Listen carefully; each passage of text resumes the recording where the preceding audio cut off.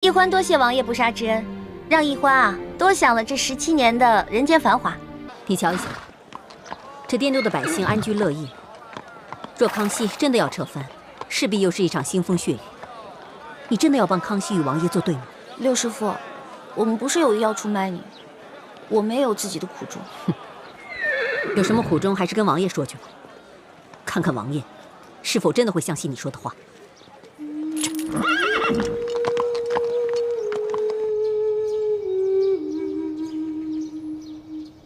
你就是李奕欢？小女子李奕欢，见过王爷。17年前你刚刚出世，本王就曾见过你。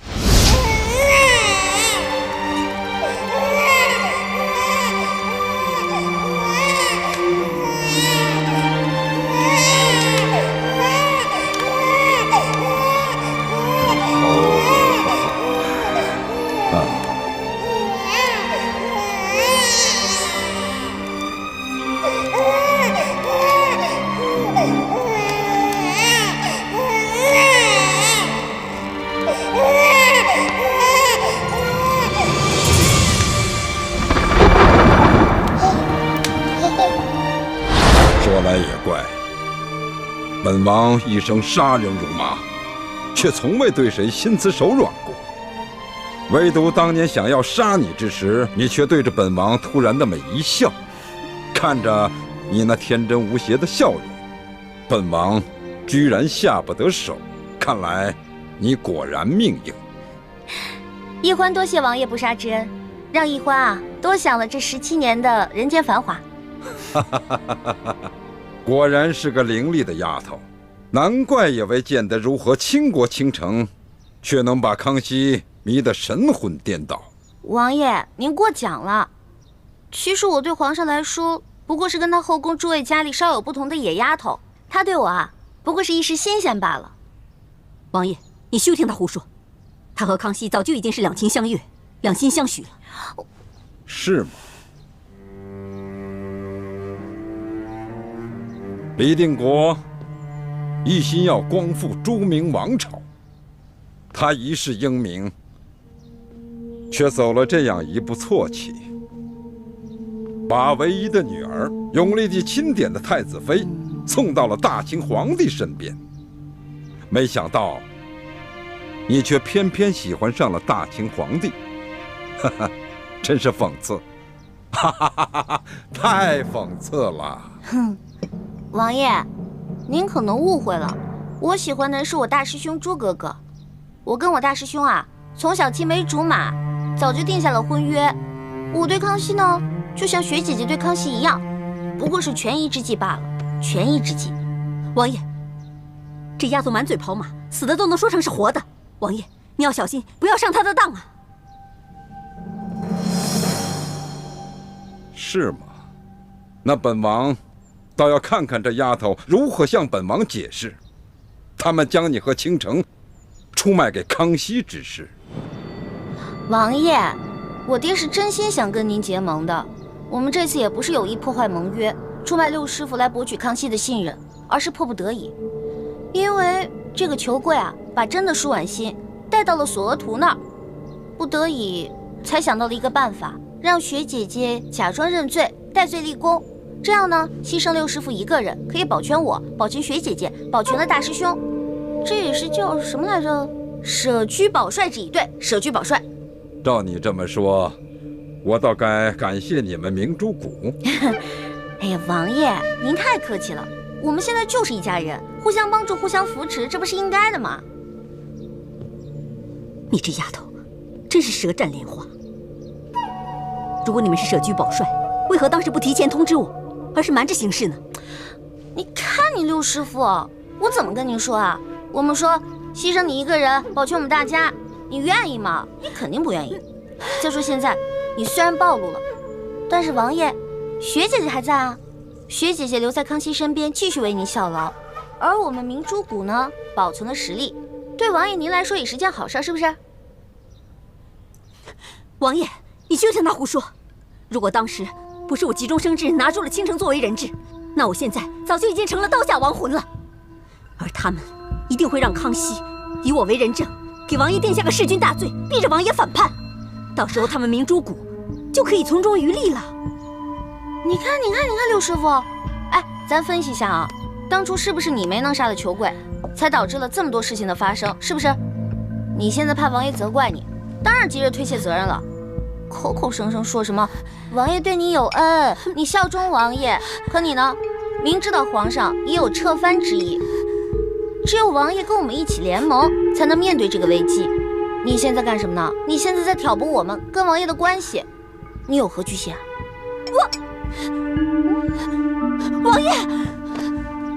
王爷，我对王爷真的是一片忠心，天地可见呐。他们明珠谷与王爷结盟是假，想要挑起王爷和朝廷的矛盾，他们好从中渔利才是真的啊！王爷，好了，不必多说了，本王自有判断。来人，在，把李易欢带到别院，好好安置。卑职遵命。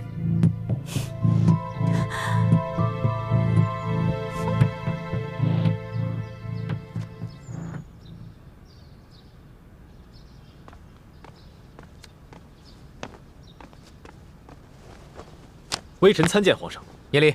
谢皇上。怎么样，有易欢的消息了吗？刚刚得到消息，易欢已经被雪衣居士带回了滇都，直接带进了平西王府。那平西王有何反应？尚不清楚。微臣正在想办法打探消息。朕刚刚亲手拟了一道圣旨，令人快马送往滇都。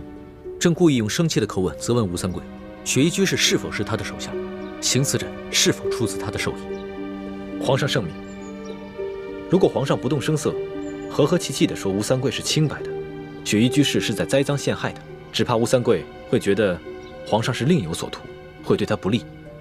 但皇上直接生气地质问他，反倒透着股亲切之意，会让吴三桂觉得皇上对他尚有信任可言。李爱卿不简单呐，朕的心思你都能懂。皇上过奖了，臣不过是偶合圣意而已。吴三桂现在只有2个选择：一是撕破脸，杀了易欢，然后立刻起兵造反；二，放易欢回来，同时把雪衣居士押解进京，把自己摘得干干净净，继续和朝廷维持表面上的关系。李爱卿，你觉得平西王会作何选择？皇上，臣对平西王并不了解，对他的实力更是一无所知。臣不敢妄言。你什么时候也开始学起索额图了？说实话，朕也不知道吴三桂会如何选择。但愿他能放易欢平安归来，如此也好给朕几年筹备撤藩的时间。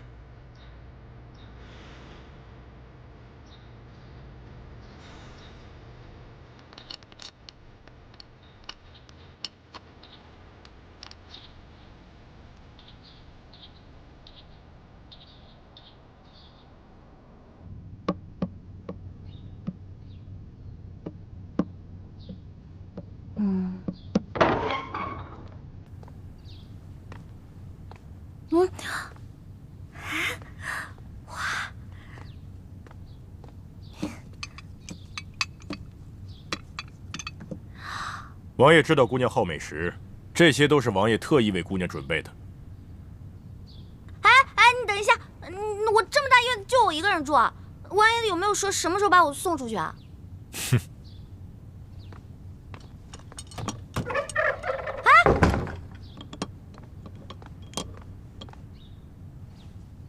德行，亏什么也不能亏了自己肚子呀。早就听说云南美食最好吃了，今天总算大开眼界。哎呀，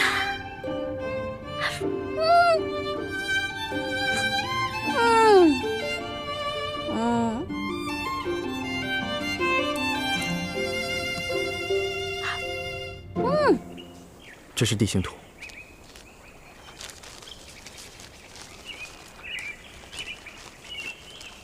易欢就被关在这个小院子里。啊，对了，滇都晚上都是要宵禁的，这是出城的令牌，你收好。可是，王爷明天一旦发现没人，你岂不是脱不了干系？没关系，我就一口咬定，我什么都不知道就好了。可这令牌，极少有人有机会能拿到。王爷是不会相信你的。是啊，可是皇上已经下旨责问我父王了，究竟是把你师妹给放了，把责任推给雪姨居士，还是干脆直接起事？要是决定直接起事的话，那你师妹就危险了。但我毕竟还是她的儿子，最多她也就像上回一样打我一顿，不会要了我的命的。可是，你为了我，一而再、再而三的和你父王作对，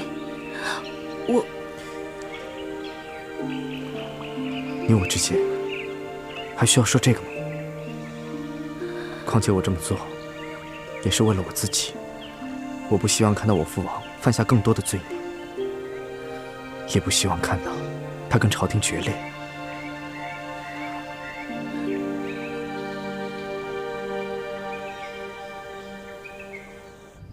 吴三桂，每天把这么多美食跟水果放在我面前，真的把我当成只知道吃的猪啦！我都不是，你能一直把我囚禁在这儿？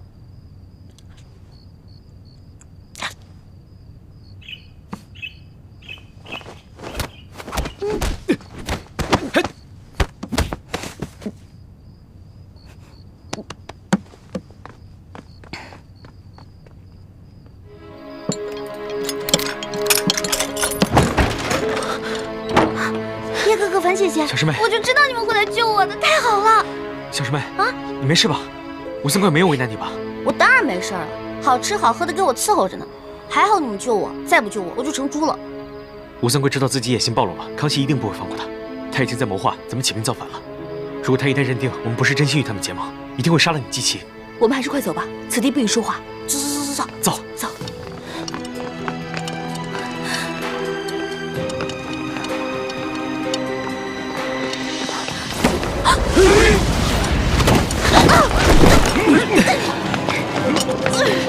拿下！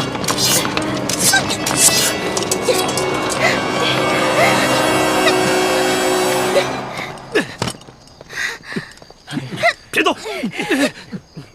别白费力气了，这可不是普通的渔网，这是为师精心打造的金丝网，你们谁都别想跑掉！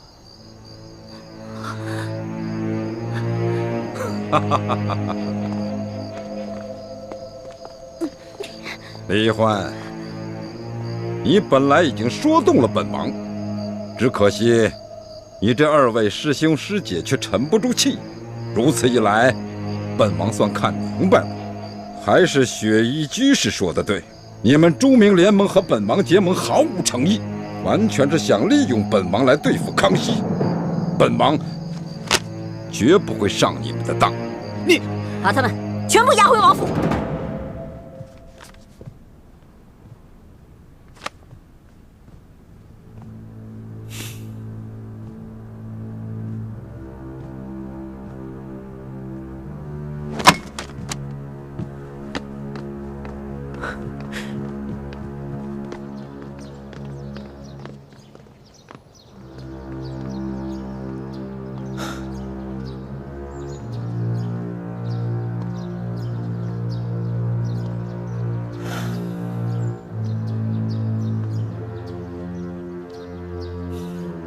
聂德福，奴才在。你觉得李欢和李建清是否是朱明联盟的奸细？皇上，奴才呢，平时只是专心伺候皇上，对别的事情都不放在心上。况且李氏兄妹眼下又是皇上看重的人，奴才不敢妄议呀。你这老东西！眼下有没有外人，就直说吧，说一说你的看法。朕也只是随耳一听。回皇上，这李氏兄妹都是来自民间，又都是百姓，自不比别的臣子奴才。不可完全相信。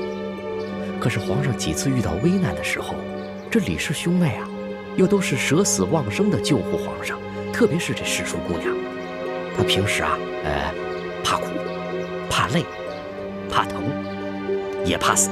可是，在关键时刻，那真是舍死忘生的救护皇上。依奴才看来，不像是伪装的。易欢对朕的一片真心，朕是感受得到的。但是前有鳌拜，后有雪衣居士，他们二人同时指认李氏兄妹是朱明联盟的奸细，朕的心里也未免有一些放心不下。这雪衣居士呢，是吴三桂派来的杀手。对于这个人，奴才不是很了解，可是鳌拜奴才十分了解。鳌拜跟吴三桂都是皇上的敌人。这俗话说，敌人的敌人就是朋友啊。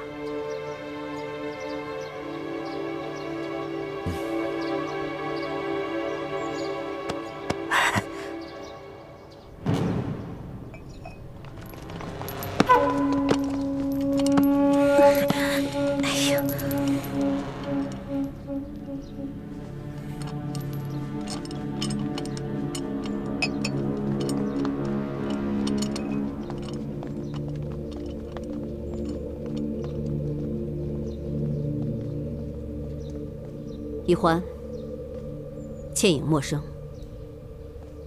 你们和倾城一样，都是我看着你们长大的。你们最好老实告诉我，被你们调包的金钥匙到底藏在什么地方？那为师就会替你们向王爷求情，饶你们不死。哼，六师傅又何必明知故问呢？五师傅唐一手是鳌拜的奸细。樊师姐把从吴应期手里调包的金钥匙交给了太子，唐一手又把那把金钥匙从太子的手里调包了。现在唐一手死了，那金钥匙到底是上交给了朝廷，还是被他自己给私吞了，早就无处查证了。不，金钥匙不可能在唐一手的手上。唐一手也并不是什么鳌拜的奸细。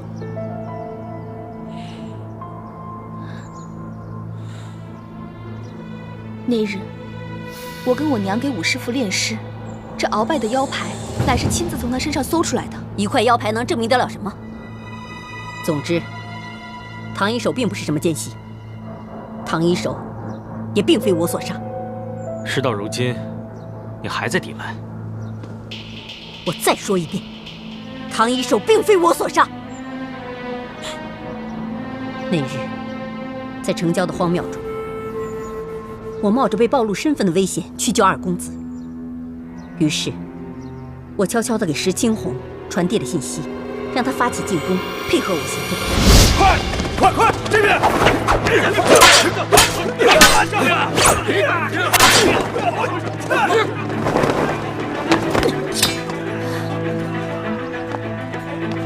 王妃，千万要沉住气，不要告诉他们我是内奸。李定国他们不会向一个手无寸铁的女人下手的。我先救走二公子，回头再想办法救你。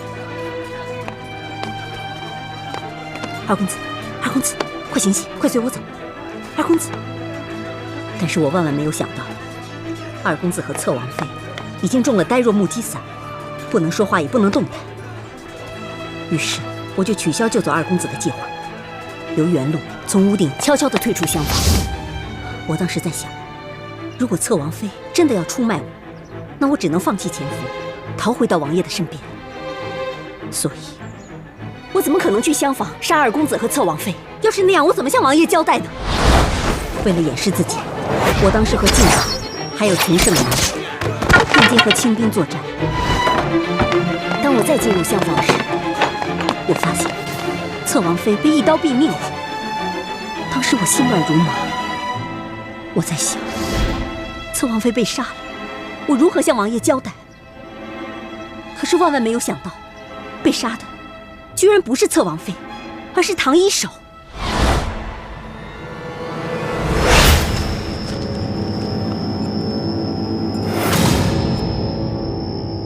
老母，五师傅。更让我没想到的是，唐一手到最后居然被大家认为是鳌拜的奸细。义父，诸位师傅，这是从武师傅身上发现的。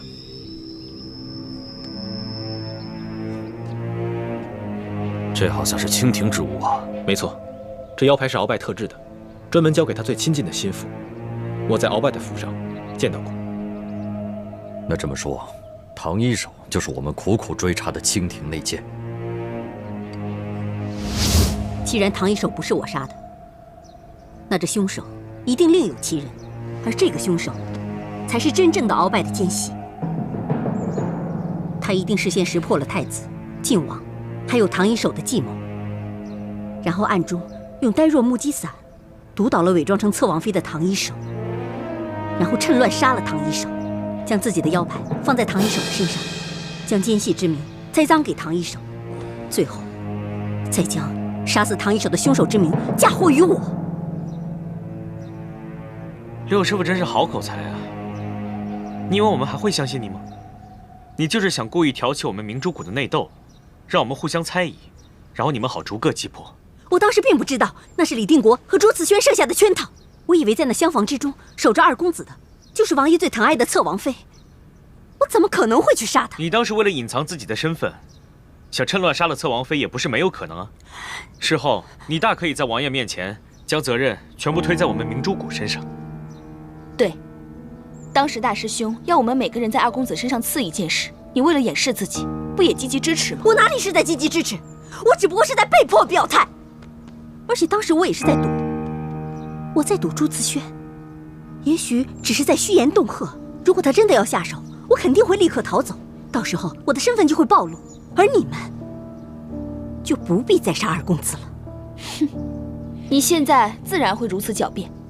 可你对自己养育了10多年的徒儿都毫无真情，又怎么可能为了二公子而牺牲自己呢？六师傅，武师傅就是你杀的，那金钥匙没准也落在你手里了呢。哦，我知道了，你想私吞了这金钥匙，所以撒了这弥天大火。不错呀，好一招一石二鸟之计啊！王爷，你就要中了这些人的挑拨离间之计啊！我对王爷是忠心耿耿，天地可见的，王爷。六师傅，此次行刺康熙失败，康熙虽然表面上不动声色，实际上心里已经容不下王爷了。王爷唯有与我们明珠谷结盟，共同对抗蜻蜓才是上策。你口口声声地说一心效忠王爷，却偏偏要挑起王爷与我明珠谷之间的内斗，你对王爷还真是忠心耿耿啊！王爷，如果我没猜错，这六师傅给您戴的铜匣应该不是真的，要不然您试试。那铜匣的真伪如何辨认？我爹说过，那个铜匣乃大明最顶尖的能工巧匠精心打造的。那铜匣上面有9条龙，如果是真的放在水里，那9条龙就能游动起来。所以想试真伪，把它放在水里，便知真假了。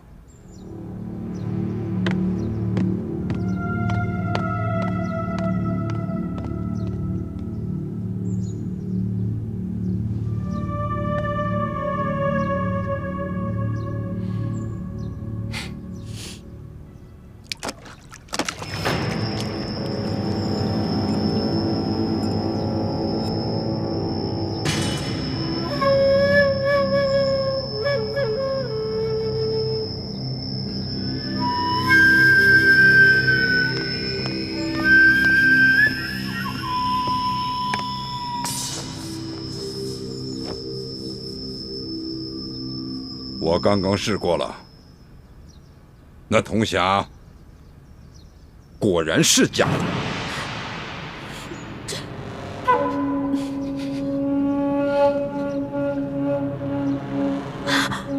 丫头，该不会真的铜匣其实一直在你手上？你让倾城调包的是个假铜匣吧？我要是这么有心机的话，我怎么会被你骗到现在啊？那如果不是你的话，那就是倾城的。是，一定是倾城。他把从你这得到的真铜匣藏了起来，却给了我一个假铜匣。六师傅啊，我真替学姐姐寒心，她一直视你为神明，而且他知道他弟弟在你这儿，又怎么敢私藏铜匣呀？他之所以出卖你，是因为他的身份暴露了，还有，他知道他弟弟已经死了，所以才出卖你的。王爷，我交给你的铜匣就是倾城给我的，我当时并不知道这是假的铜匣呀。哦，我知道了，原来是这样啊，六师傅，你是不是想私吞大明的宝藏，所以才说金钥匙和铜匣都在我明珠谷手里啊？你想这样骗过王爷啊？你可真行！你这个死丫头，平常看你吊儿郎当不学无术，没想到你耍起心机来却如此可怕。我哪有心机啊？我说的都是实话。别吵了！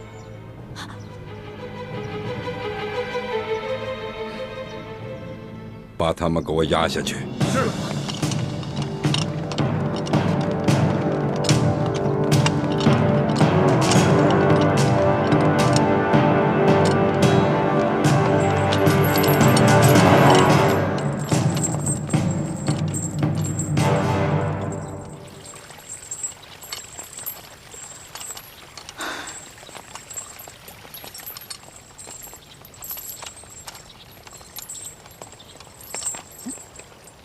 小师妹，没想到你原来这么厉害啊！只怕现在六师傅肯定很后悔，没能在来滇都的路上狠心杀了你。我也是被逼无奈啊！如果平西王跟咱们明珠谷联盟破裂的话，那我们就都活不成。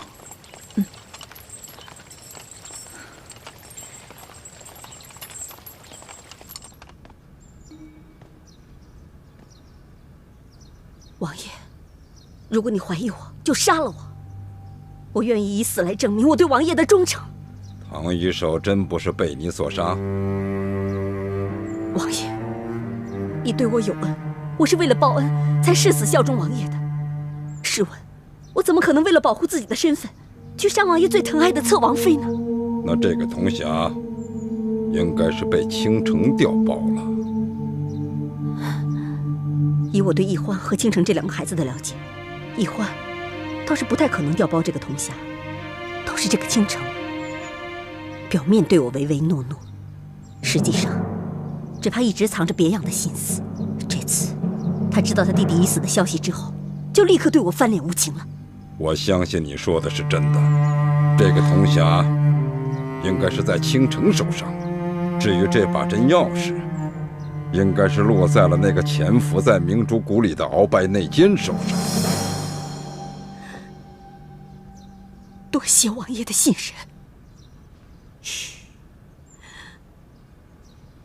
把李一欢他们给我押回来。是。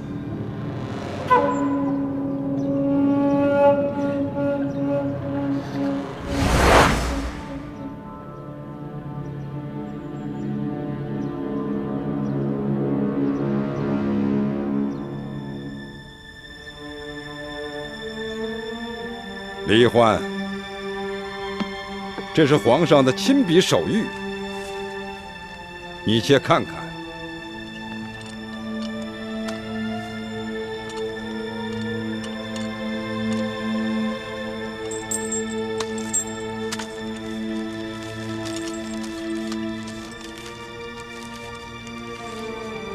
哼，皇上这还挺生气的啊。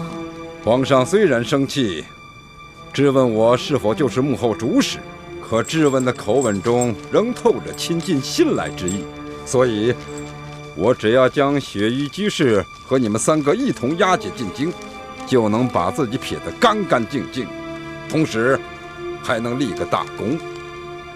雪衣，愿为王爷效忠，以性命来换取康熙对王爷的信任。李欢，你现在明白了吧？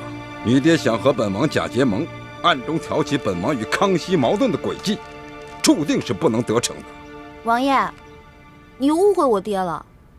你当年逼着我爹杀了我娘，我爹心里确实恨你，但你也知道，在我爹心里，光复大明的大业远胜于私人恩怨，所以他是真心想跟你联盟，一起对付清廷的。可本王并不想造反，我这个平西王当得还算舒坦。可是您这个平西王也当不了多久了。您觉得您顺着这条圣旨顺坡下驴，把我们几个卖了，再杀了雪衣居士，就可以打消皇上的撤藩之意吗？那您就大错特错了。这皇上在我面前不止一次说过，之前鳌拜是他的心腹大患，现在把鳌拜擒了，王爷您就是皇上心中一根不得不拔的刺。康熙果真这样说？当然了，不信我给你演一个啊。他是这样的：吴三桂这个老匹夫啊，他想躺在功劳簿上多少年了？这每年管朝廷要银两，国库都空了，这如今还蹬鼻子上脸，900多万两雪花银啊，还不给他挥霍的呀？圈占民田，广征官市，自主私钱不说吧，这老匹夫居然敢弑君，弑君可是大罪啊，可恼可恨。这老匹夫比起鳌拜来说，过10倍有余，朕早晚亲手灭了他。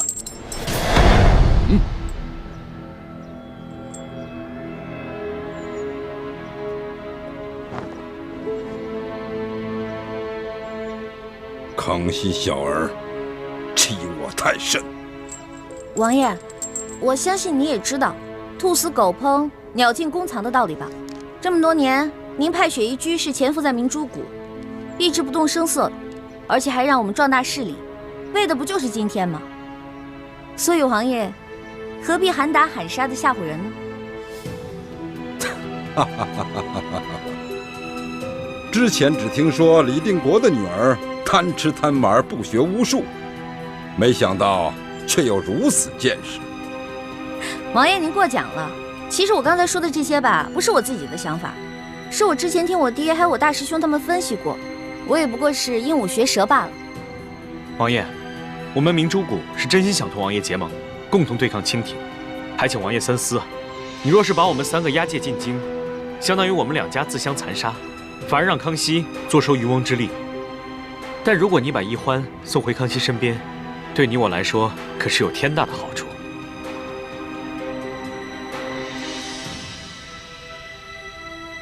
打开镣铐，放了他们。遵命。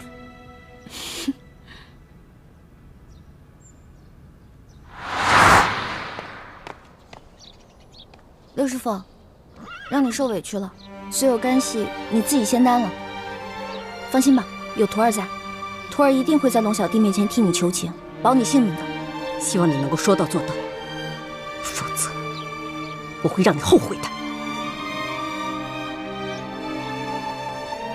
王爷，您也放心吧，我也会向皇上请求，请他推迟撤藩时间，给您时间准备的。好，也请姑娘帮本王向令尊大人转达一句话，先齐心协力，把清廷赶出山海关去，万万不可再生异心，反倒让清廷渔翁得利。一言为定，王爷，那我先告辞了。父王，那我们走了。娘，去吧，您多注意身体，一路小心。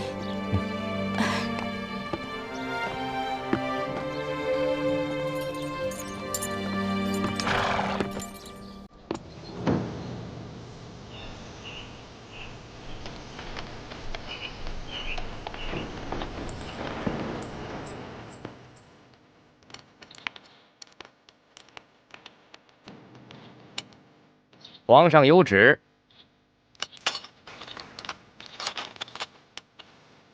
将雪衣居士暂押天牢，宣吴应奇、石青红觐见。臣遵旨。李公公，皇上没有宣我吗？皇上说，先让奕欢姑娘回永乐斋歇息。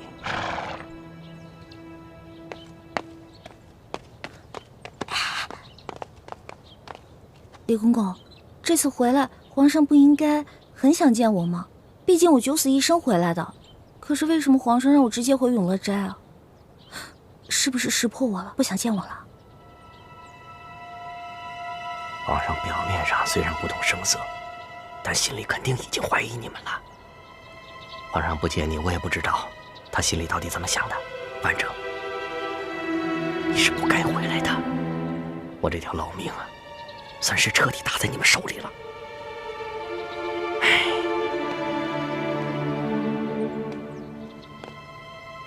走吧。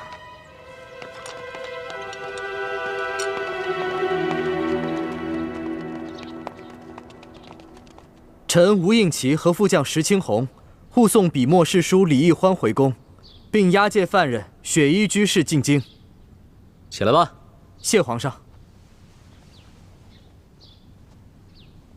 皇上，臣代臣父请罪，请皇上治罪。这平西王何罪之有啊？家父讲，他当年带兵剿的梅花门，与雪衣居士结下了血海深仇。雪衣居士假扮成丽妃娘娘身边的嬷嬷，前进皇宫，意图行刺皇上。可是行刺失败后，又将皇上身边的侍书姑娘劫持到了云南，意图栽赃给臣父。好在臣父设计将她擒住，救出了侍书姑娘。臣父命臣一定要向皇上请罪。哼，这平西王不惧流言挑拨，擒下朝廷要犯，还救了朕的侍书姑娘，不但无罪，反而有功啊！朕要好好褒奖。二公子，快快请起吧。臣代臣父谢皇上恩典。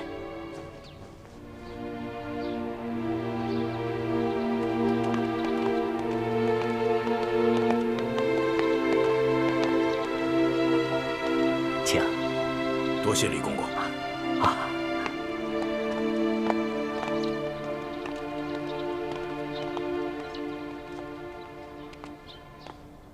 李公公。哎，玉欢姑娘，你没回永乐斋歇歇啊？我想见皇上。皇上说了，他不想见你。皇上不想见我。哎，玉欢姑娘。奴婢一欢叩见皇上，皇上吉祥。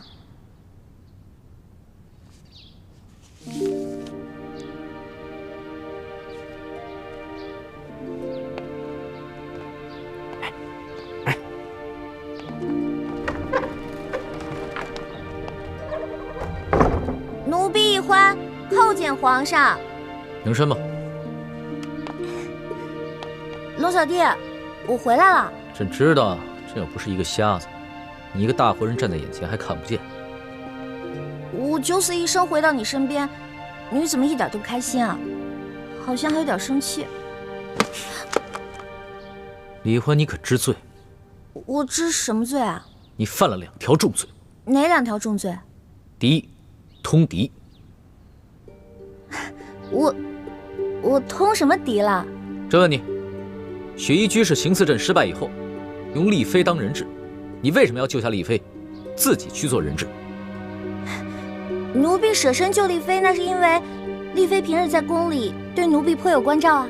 丽妃和雪衣居士都是平西王派进宫里的奸细，你用自己顶替丽妃，让朕不得不放了雪衣居士，难免有奸细之嫌。那皇上这么说的话，奴婢还有好多罪状呢。说来听听。这罪状1嘛，就是奴婢劝说丽妃自首，并且告发雪衣居士。这罪状2呢，就是奴婢让奴婢的哥哥冒充皇上，让雪衣居士的行刺计划功败垂成。这罪状3嘛，就是奴婢身为吴三桂的阶下囚，还不忘为皇上着想，还去刺探他的军情与实力。朕怎么听你说的不像是通敌罪状，反倒是在为自己邀审啊？奴婢的通敌罪状全都供述完毕了。第2罪是什么？恃宠行凶，致人重伤。我重伤谁了？重伤之人已经到场，你可以当场验伤。哪有人啊？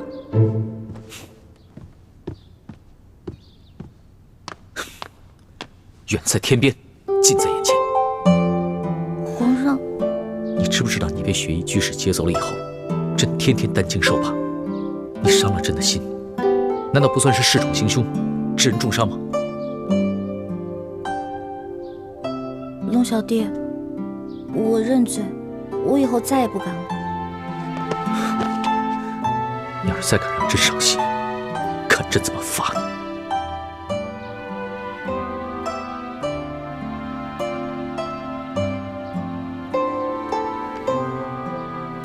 皇祖母，吴三桂在接到皇上的圣旨后，果然让吴应奇押送雪衣居士回京，护送李义欢回宫了。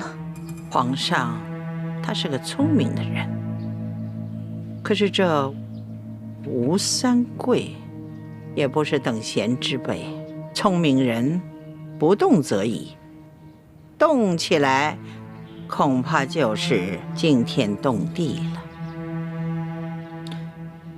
皇后，陪哀家出去走走。皇祖母，外面风大，你还是留在宫里歇息吧。这点风算什么？哀家这一辈子经历了多少风风雨雨呀！这点风迷不了哀家的眼睛。走吧。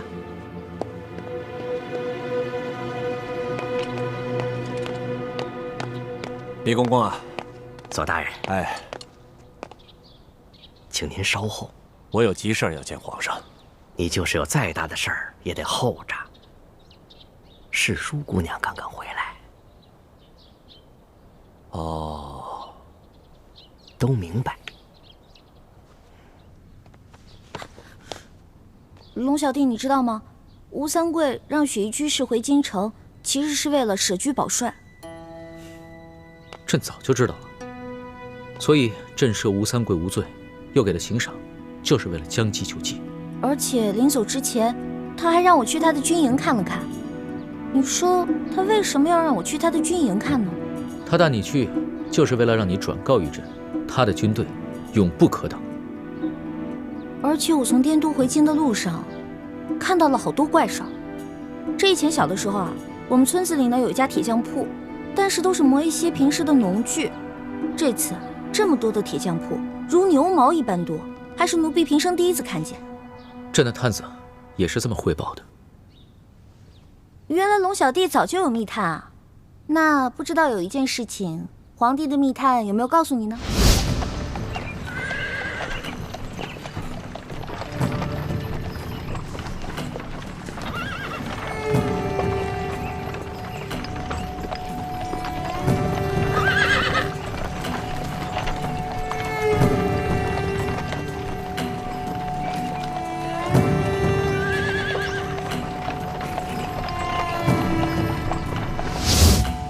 我第一次看到，居然有这么多匹的马。这些马比朝廷的如何？比朝廷的更加的精壮彪悍。这些马都是吴三桂斥巨资从藏民手里买的藏马。龙小弟的密探好厉害啊，这都知道。可是吴三桂买这么多匹藏马是干什么呢？藏马体型彪悍，比朝廷用的川马跑得快，而且高大。他集聚了这么多的战马，还有铁匠铺，难道他想造反？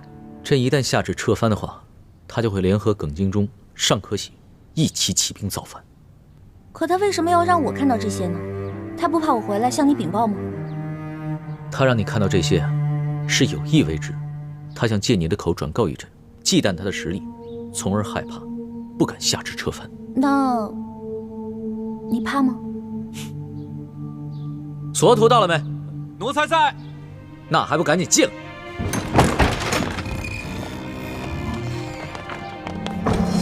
皇上吉祥。朕交代你的事情办得怎么样了？回皇上的话，奴才已经召集了5000多名铁匠，办了1000多家铁匠铺，同时开始打造兵器。马匹呢？马匹，奴才派人到牧区收购藏马，还到蒙古地区收购更加精壮彪悍的蒙古马，现在已经收购了2万多匹，估计2年以后可以增加到5万匹。龙小弟，原来你跟吴三桂一样，早就暗中筹备了。朕和吴三桂都是心知肚明，只不过彼此都没有必胜的把握，都在拖延时间罢了。那，你决定要撤藩了？当然，这个脓疮不除，那朕就永远是一只病猫。只有平了三藩，收复台湾，朕这个天子才能腾出手来，用全力发展农商，打造一个太平盛世。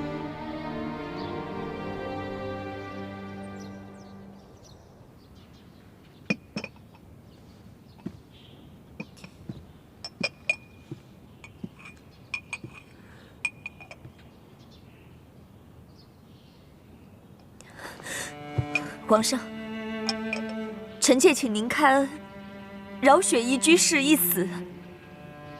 丽妃，你明知道雪衣居士是在利用你，而你的弟弟也已经死了，你为何还要替他求情？臣妾举报他，是出于对皇上的忠心。现在为他求情，是要报答雪衣居士这18年来对臣妾的养育之恩。丽妃，雪衣居士犯下的可是弑君大罪，不可饶恕。如果皇上一定要置他于死罪，那臣妾愿意陪他一起去死。愿陪他一死？望皇上恩准。丽妃，朕顾念昔日的情分，赦免了你，已经是格外开恩了。你不要不知进退。皇上，雪衣居士杀不得。怎么，你也要替他求情？不是，他有很多次都能杀了奴婢，但是关键时刻呢，都会手下留情。如果他真的杀了奴婢，那奴婢就见不到皇上了。叶欢，你可知道这宫里已经有了谣传，说你是朱明联盟的奸细？皇上，雪衣居士的供词，把一切罪过都揽在了自己的身上，把吴三桂摘得干干净净的。这肯定是吴三桂弃居保帅之举。可现在怕就怕是这雪衣居士保的不仅仅是吴三桂啊。朕明白了，你还是在怀疑奕欢和李太医。不，并非是奴才要怀疑世淑姑娘还有李太医啊，而是那鳌拜在没封之前再三的提醒奴才，而且那雪衣居士曾经脱口而出，他说这李氏兄妹是来自朱明联盟基地的明珠谷，兹事体大，奴才不敢隐秘不报啊。至于这李氏兄妹到底值不值得怀疑，奴才可不敢妄议。万事凭圣公独裁。你这个老滑头，心里顾虑什么？朕一清二楚。皇后是朕的发妻，你是皇后的叔父，朕对奕欢是宠爱，对你们两个才是信任。奴才谢皇上隆恩。起来吧。左图，现在是皇后的宫里，没有外人，你心里有什么话就直说，再这般小心翼翼、含含糊糊，小心朕踹断你这身老骨头。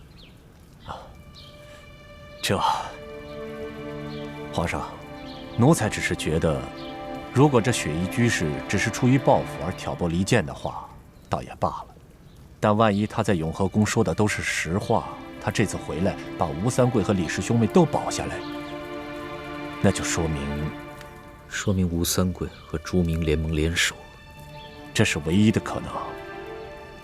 皇上，本来这雪衣居士的供词只需要把吴三桂摘干净即可，为何要把他应该仇恨的李氏兄妹也摘干净？反正弑君本来已经是死罪，他应该继续咬住李氏兄妹不松口，那才合情合理啊。若平西王和朱明联盟联手，这妾身不敢深想。朕之前谈及雪衣居士之时，奕欢曾经向朕替雪衣居士求过情，希望饶他不死。那他就更可疑了。雪衣居士把李氏兄妹全部都摘干净，那就更说得通了。你的意思是，朕应该处死雪衣居士，用来试探他二人？皇上圣明。这俗话说得好，慷慨赴死易，从容就义难。奴才活了这么多年，见过太多一时义气想要慷慨就义的人，可真到了刑场上，见到了刽子手里面的刀斧，到了那人生的最后一刻，他却很可能会动摇的。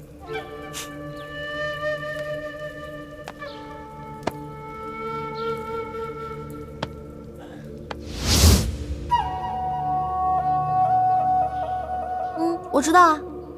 嗨，那还不是因为雪衣居士想报复我们兄妹俩，所以在皇上面前挑拨离间。但是皇上那么英明，肯定不会相信他们的，是吧？朕自然是不会相信那些谣传，但是你也不再适合替雪衣居士求情了。雪衣居士必须死，朕还会派你和你哥哥以及丽妃亲自监斩。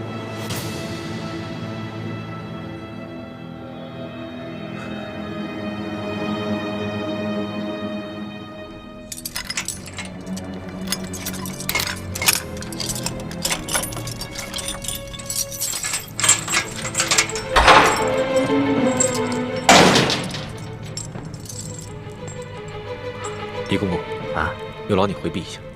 这个没问题，但是你们一定要抓紧时间。我可是冒着天大的风险让你们见着最后一面。我明白，多谢公公。好好，快。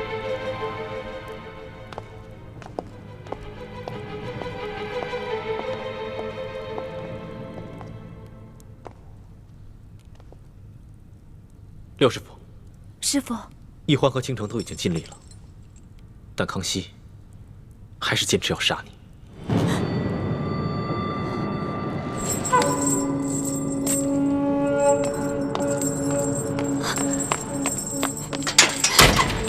奕欢答应过我，无论如何会在康熙面前保我一命。你们倘若出尔反尔，想要取我的性命，那么我也不会为你们保守秘密了。师父，小师妹并非没有信守诺言，只是你那日当着索额图和众多侍卫的面揭穿小师妹和大师兄的身份。虽然我们背后把事情圆了过去，可是康熙难免会疑心啊，所以他坚持要杀你，还让我和小师妹监斩，就是为了试探我们。我说不要那么多，你们的麻烦你们自己解决。师父，六师傅不是说过要誓死效忠平西王吗？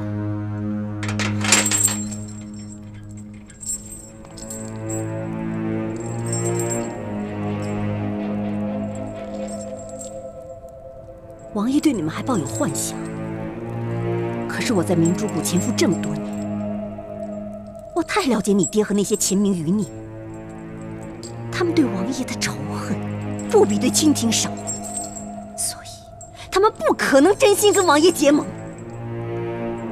倘若我不能保全性命，至少要削弱你们明珠谷的势力，让康熙和你们斗个两败俱伤，那我也算是报答王爷了。六师傅，我知道你痛恨我们朱氏，所以要阻碍我们光复大明。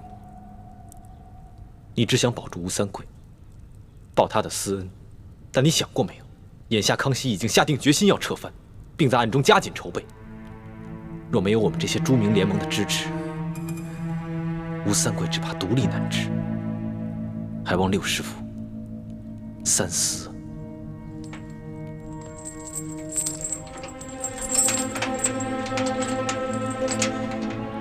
你们不用妄想用这些花言巧语骗我牺牲自己来保全你们，我根本就不会上当。也不要妄想杀人灭口，我倘若死在这个牢中，你们的身份同样会暴露。师父，师父，我们没有想过要杀人灭口。虽然你对我只是利用，还害死了我的弟弟，可我对你就是恨不起来。毕竟咱们在一起生活了那么多年啊，师父。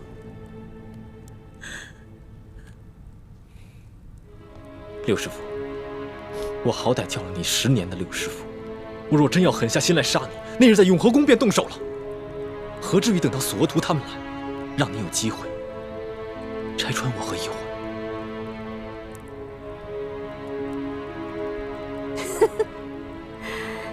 那你们也只能去找你们的几位师傅去商量。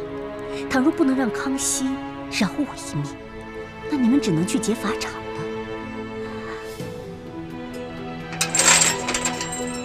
否则，我只能向康熙说破真相，和你们拼个鱼死网破，两败俱伤。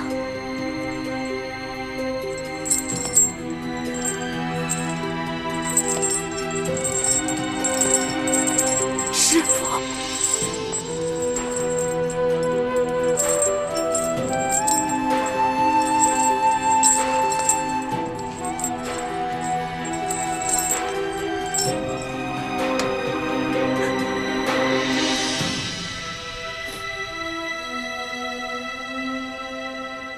义父，康熙对我和奕欢已经起了疑心。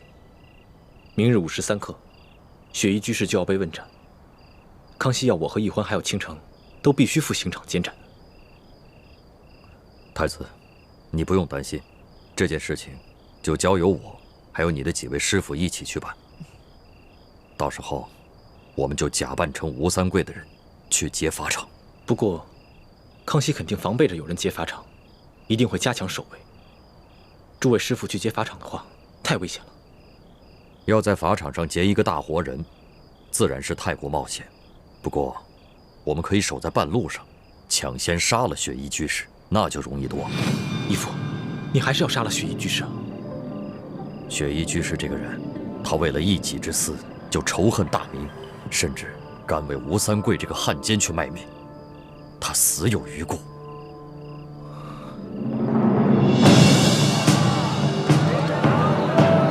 让开，让开啊！别看了，别看了，都让开，别看了啊！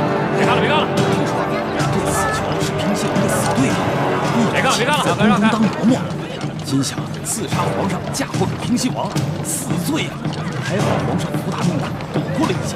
听说皇上今天要亲自监斩呢。居然用了这种特制的铁笼子，难道他们怕我们中途行刺？咱们根本下不了手，怎么办？只能在法场上动手了。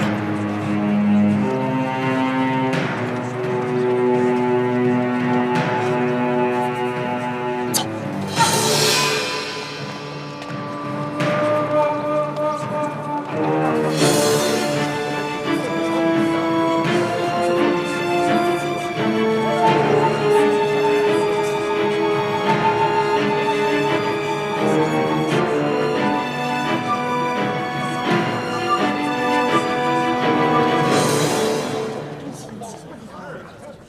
二公子，皇上，待处决了雪衣居士之后，这平西王就可以高枕无忧了。微臣代家父谢皇上恩典。平身吧。谢皇上。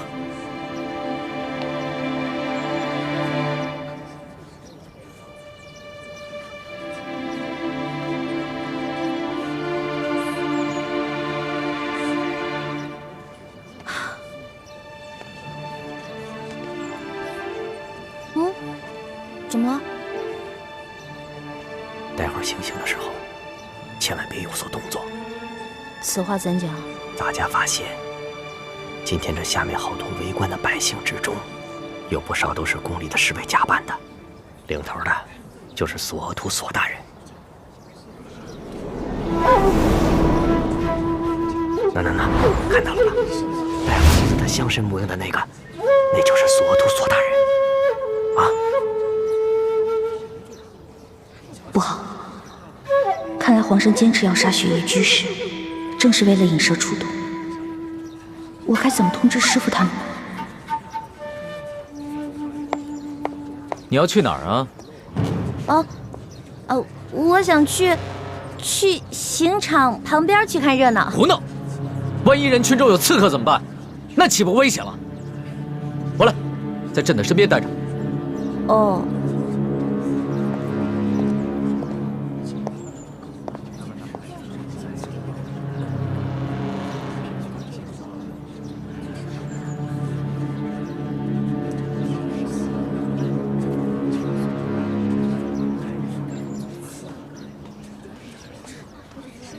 皇上，时辰已到，行刑。这，时辰到，行刑。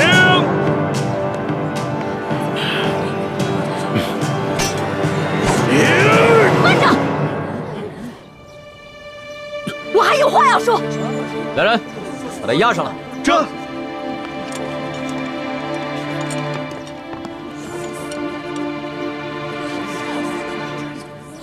慢！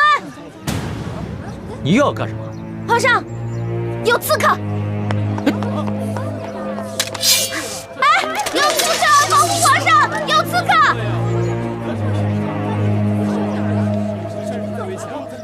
大师傅，奕欢可以应对，我们不要暴露了身份。哎，住手住手！干嘛呢你们啊？我都不认识了，把他收起。哟，索大人啊，怎么是您呢？石树姑娘，皇上是怕这法场里面有刺客，叫我们悄悄的埋伏着。你说你这么一闹，你看我们都变成刺客了。哎呀，不好意思，来，华丽，都是自己人。把刀收好。没事了，注意警戒啊！没事了啊，没事了。石树姑娘，哎呦，大人啊，您这胡子没粘好啊！哎呦，啊！哎，我这么一闹，爹和师傅们应该趁机下手才是啊，怎么不仅不动手，反而撤了？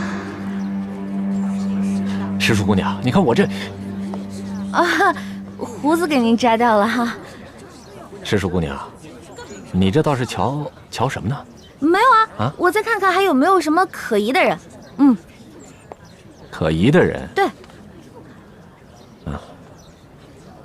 学医居士，你有何话要说？草民要举报潜伏在皇上身边的奸细。好，若你能戴罪立功，朕饶你不死。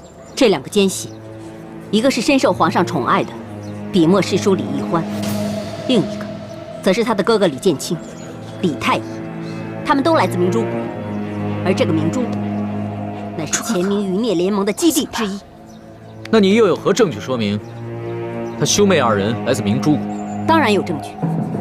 鳌拜鳌大人说过，他在明珠谷埋伏有眼线，而这个眼线已经回报说过，这个李氏兄妹就是明珠谷的人。你怎么知道鳌拜说过此话？草民和皇后宫中的几个嬷嬷、宫女们关系甚好，是听他们私下里说的。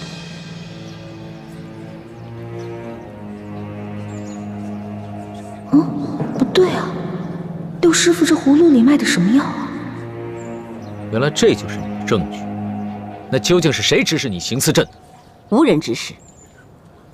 草民只是痛恨吴三桂引狼入室，所以才想刺杀皇上，嫁祸于吴三桂，好引发朝廷与吴三桂之间的内战。但是草民现在终于明白了，大清建国有30余载，老百姓好不容易过上安生日子，如果再有战乱，那岂不是有无数无辜的百姓死伤？草民后悔了，草民不想死，草民要揭发这2个明珠谷的奸细，来为自己谋条生路。来人，行刑取消，将他押回天牢。你俩把他带下去。